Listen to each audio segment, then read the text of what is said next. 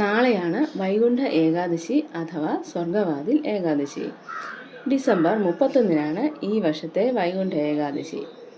ഈ ഏകാദശി ദിവസം ഭഗവാൻ വൈകുണ്ഠത്തിലേക്കുള്ള വാതിൽ തുറന്നിടും എന്നാണ് വിശ്വാസം. അതുകൊണ്ടാണ് ഈ ഏകാദശിക്ക് വൈകുണ്ഠ ഏകാദശി എന്ന് പറയുന്നത്. അന്നേ ദിവസം വിഷ്ണു ക്ഷേത്രത്തിൽ പോയി ദർശനം നടത്തുന്നത് അത്യുത്തമമാണ്. പൂർണ്ണ ഉപവാസമാണ് അന്നത്തെ ദിവസം വേണ്ടത്. പൂർണ്ണ ഉപവാസം ബുദ്ധിമുട്ടുള്ളവർ വല്ല പാലോ പഴമോ കഴിക്കാവുന്നതാണ്. ഏകാദശിക്ക് തലേ ദിവസം ഒരിക്കലൂണാണ് വേണ്ടത്. ഏകാദശിയുടെ അന്ന് രാവിലെയും വൈകിട്ടും വിളക്ക് കൊളുത്തി പ്രാർത്ഥിക്കണം. അറിയാവുന്ന ഭഗവാന്റെ നാമങ്ങളെല്ലാം ചൊല്ലി പ്രാർത്ഥിക്കണം. ഏകാദശി ദിവസം തലയിൽ എണ്ണ തേച്ച് കുളിക്കാൻ പാടില്ല. ഹെയർ കട്ടിങ്ങും പാടില്ല. അതുപോലെ തന്നെ അനാവശ്യമായി മറ്റുള്ളവരോട് വഴക്ക് കൂടാനും പാടില്ല.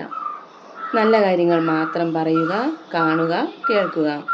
ഏകാദശി ദിവസം പകലുറക്കവും പാടില്ല. പിറ്റേ ദിവസം രാവിലെ തുളസി തീർത്ഥം സേവിച്ച് പാരണ വീടാവുന്നതാണ്.